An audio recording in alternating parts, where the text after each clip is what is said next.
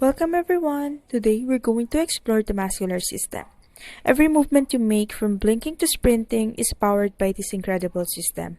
By the end of this lecture, you'll understand the key functions of muscles, their properties, how they move, and the different types of muscles in our body. Did you know that the human body has over 600 muscles working together to help you move, breathe, and even keep your heart beating? So, what is a muscle? A muscle is a soft tissue structure composed of specialized cells called the muscle fibers, which have the ability to contract and generate force. Muscles are primarily made of protein filaments like actin and myosin that slide past each other to create movement. And now we move on to the general functions of the muscular system. First, we have movement. Muscles contract to move the body, whether it's walking, running, or even blinking. Next, we have posture and stability. They help maintain body posture and keep you upright. Then we have circulation. The heart, it is a specialized muscle. It pumps blood throughout your body, while other muscles assist in the blood flow.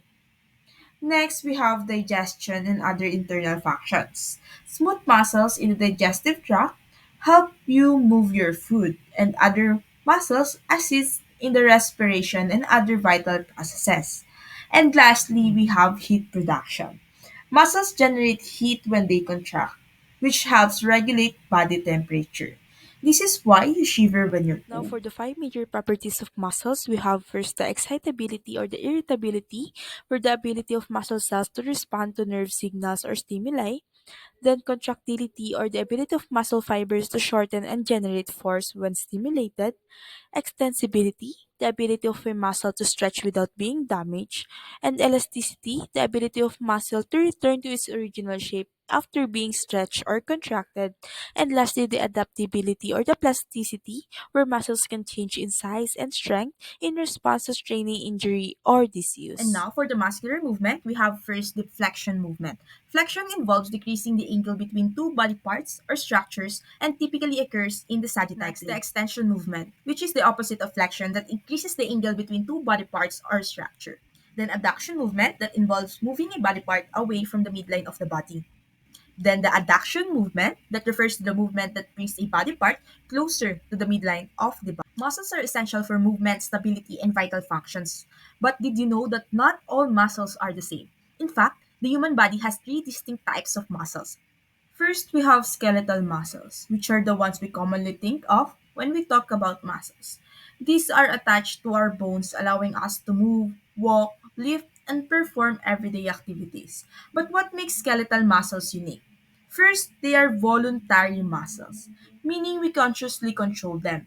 And under a microscope, they appear striated due to their banded structure, and each skeletal muscle cell is multinucleated, meaning it has more than one nucleus. While these muscles are powerful, they can get fatigued after intense use. Examples of skeletal muscles include the biceps, triceps, quadriceps, and hamstrings, all of which help us move and perform physical activities. Next, we have smooth muscles, which work involuntarily, meaning we don't consciously control them. These muscles are found in the walls of internal organs such as the stomach, intestines, blood vessels, and bladder. Their role is to keep our internal systems functioning smoothly. Unlike skeletal muscles, smooth muscles do not have striations, giving them a smooth appearance. They have a single nucleus per cell and they are highly fatigue resistant, allowing them to work continuously without tiring. For example, the smooth muscles in our digestive system help move our food through the intestines, while those in blood vessels regulate our blood flow. Finally, we have the most important muscle of all, the cardiac muscle.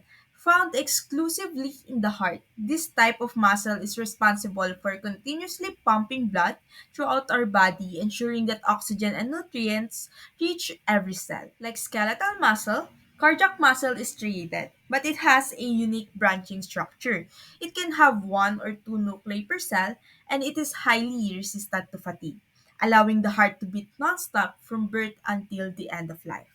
It contains intercalated discs, which help the heart contract in a synchronized rhythm. So without the cardiac muscle, our heart wouldn't be able to function. Now we move to the common muscle injuries. One of the most frequent muscle injuries is a strain, commonly known as a pulled muscle. It occurs when a muscle is stretched too far or torn, often due to overuse or excessive force during physical activities. Ever experienced a sudden painful tightening of a muscle? That's a muscle cramp. A muscle cramp is a sudden involuntary contraction of a muscle causing intense pain.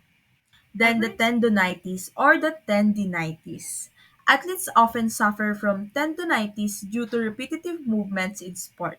It is the inflammation of the tendons, the fibrous tissues connecting muscles to bones. In the muscular disorders, now, our first genetic disorder is the muscular dystrophy. It is a group of genetic disorder that cause a progressive muscle weakness and degeneration. And the common type is the Duchenne muscular dystrophy or the DMD. So what happens here is that the muscle fibers break down and weaken due to a deficiency in dystrophin, a protein essential for muscle strength. So the symptoms include the progressive muscle weakness, difficulty walking and standing, frequent falls, and the muscle wasting. And for this disorder, there is no cure, but there are treatments that manage the symptoms, such as physical therapy, assistive devices like braces and wheelchairs, corticosteroids to improve the muscle strength, and gene therapy and other experimental treatments that are still under a life-threatening bacterial infection caused by Clostridium tetani that produces a powerful toxin, leading to severe muscle stiffness and spasms. So, the symptoms include the lockjaw or the inability to open the mouth, and difficulty in swallowing and breathing, stiffness in the neck, back, and abdomen, and severe painful muscle spasms. So the treatment for this includes a tetanus vaccine since prevention is key, and tetanus immune globulin or the TIG to neutralize the toxins. Now we have cardiomyopathy. It is a disease that affects the heart muscle, making it difficult to pump blood efficiently. So the heart muscle weakens, thickens, or stiffens, which can lead to heart failure. So symptoms include shortness of breath, fatigue, irregular heartbeat or arrhythmia, and swelling in the legs and feet. So for the treatment, there are medications such as beta blockers and ACE inhibitors. And then we have also the pacemakers or defibrillators to regulate heart rhythm. And lastly, heart transplant in severe Smooth cases. Muscles control the digestive system. And when they malfunction, conditions like IBS occur or the irritable bowel syndrome. It is a disorder affecting smooth muscle contractions in the digestive system. Irregular contractions lead to pain, bloating, and changes in bowel habits. So the symptoms include abdominal cramping, bloating and gas, diarrhea, or constipation. So for the treatment, there are dietary changes, changing to high fiber diet, avoiding trigger foods. And then also stress management, since IBS can be triggered by stress. And that concludes our discussion on the muscular system. From movement to stability, our muscles work tirelessly to keep us going. Take care of them, stay active, and keep learning. Thank you for listening.